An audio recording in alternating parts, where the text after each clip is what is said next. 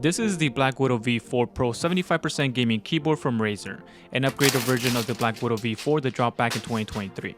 This Pro model is now wireless and supports a 4000Hz polling rate in wireless mode.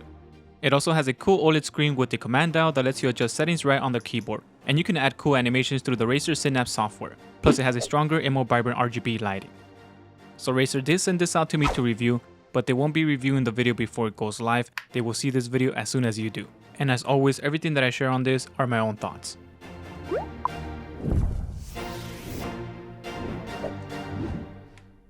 The BlackWidow V4 Pro 75% gaming keyboard comes in at a hefty $299, and for now it's only available in black. However, the top plate is removable, so if you're looking to switch things up, you could easily take it apart and spray paint it to match your setup. The build quality on this keyboard is good. It has an aluminum top plate and a metal command dial, which makes the keyboard feel premium and sturdy. The dial has a textured grip and it has a good amount of resistance, making it feel really satisfying to turn. While the bottom is made of plastic, I don't really mind it. Yeah, it would have been nice if the entire exterior were aluminum, but as it stands, it's still a solid keyboard. This has a two-step high adjustment that helps you get a comfortable typing angle, and I like that the feet are facing forward because this design keeps the keyboard stable and it prevents it from collapsing during intensive typing or gaming sessions.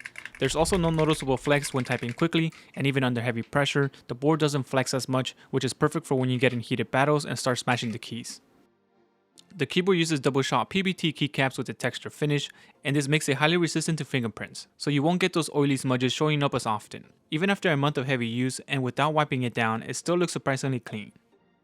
The keyboard has north-facing LEDs, and the transparent letters and numbers on the keys let the bright, vibrant RGB light shine through beautifully, and since the FR4 plate is white on this, the lighting reflects off it nicely, making the RGB really pop.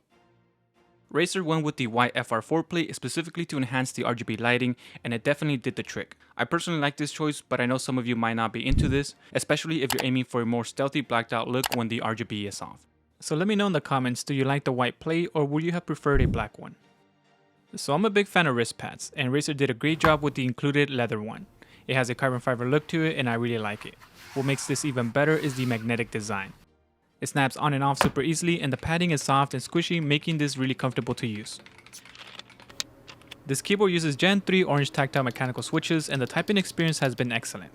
The keys don't feel cramped, and there's good spacing between all the keys, including the function row, and this helps prevent accidental presses, especially when you're typing fast or while you're gaming. It also comes with pre-lubed screw and stabilizers, and there's no rattle on the longer keys. While the board does support plate mounted stabilizers, I honestly see no reason to swap them out. The included ones perform exceptionally well. Under the hood, there are two layers of sound dampening foam that reduce reverb and eliminate any hollow sound. It also features a layer of fire retardant tape that helps absorb higher frequencies, and all of this combined makes for a really good sounding stock gaming keyboard. The good news is that you can easily swap out both the switches and keycaps, and Razer includes a keycap and switch puller in the box to make the process simple, so whether you want to dial in a specific sound profile or customize the look to match your setup, you got the flexibility to make it your own. Now here's a quick sound test so you can get an idea of what this sounds like, and just for fun, I will also be putting this against the Lemokey L1 that is using Gateron res switches.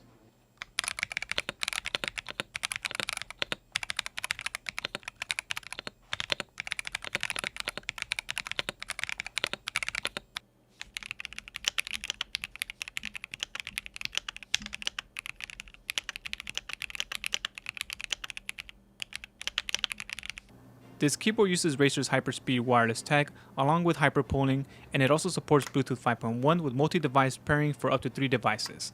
I also like that their keycaps are labeled to let you know which one is Bluetooth 1, 2, and 3. And honestly, this should be standard on all keyboards so you don't have to memorize the key combinations. If you've been following the channel, you already know that I'm a huge Apex Legends fan, and that's my go-to shooter about 90% of the time.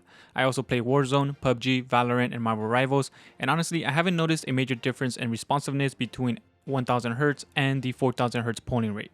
This is because I don't consistently play competitive all the time to be able to tell.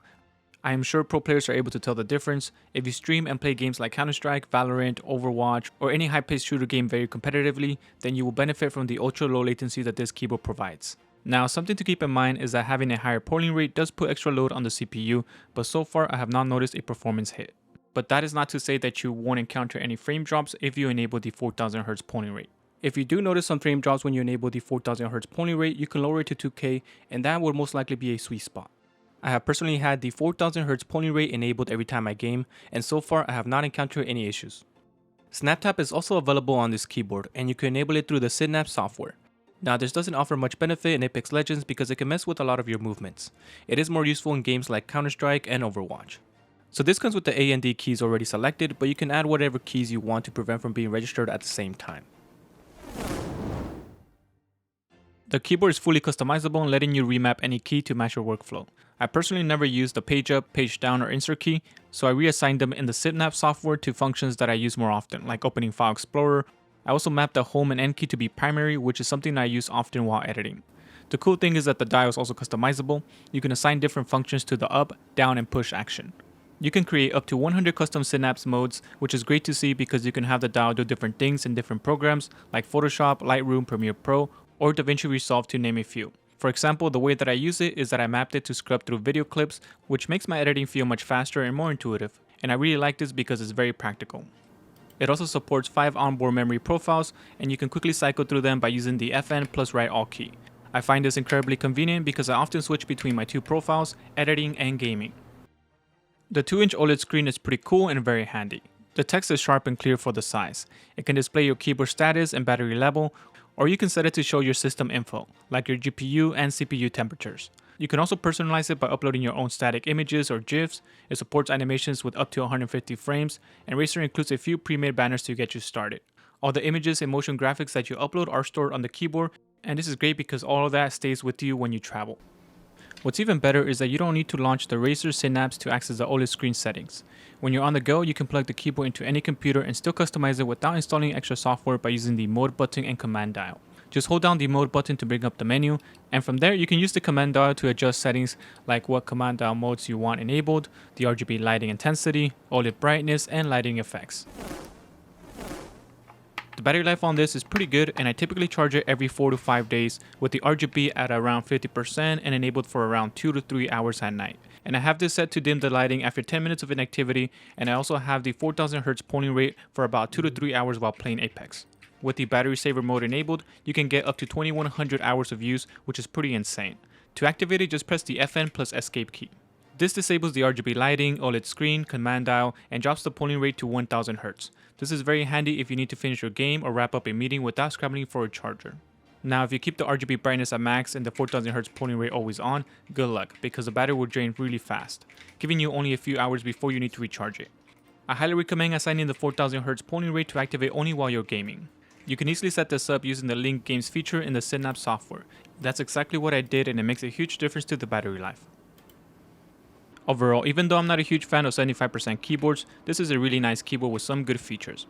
The keyboard is solid and it stays in place under heavy action, the RGB light is very strong, the OLED screen is handy, and the keys sound good, but I do think that the price is a bit on the higher side. I feel like if this was at the $250 mark, it would be a very competitive keyboard. But that's just my take. Let me know what you think in the comment section. I would love to see Razer carry over all of these features onto their full-size BlackWidow V4 keyboard. That would be amazing, especially if they keep the side custom keys.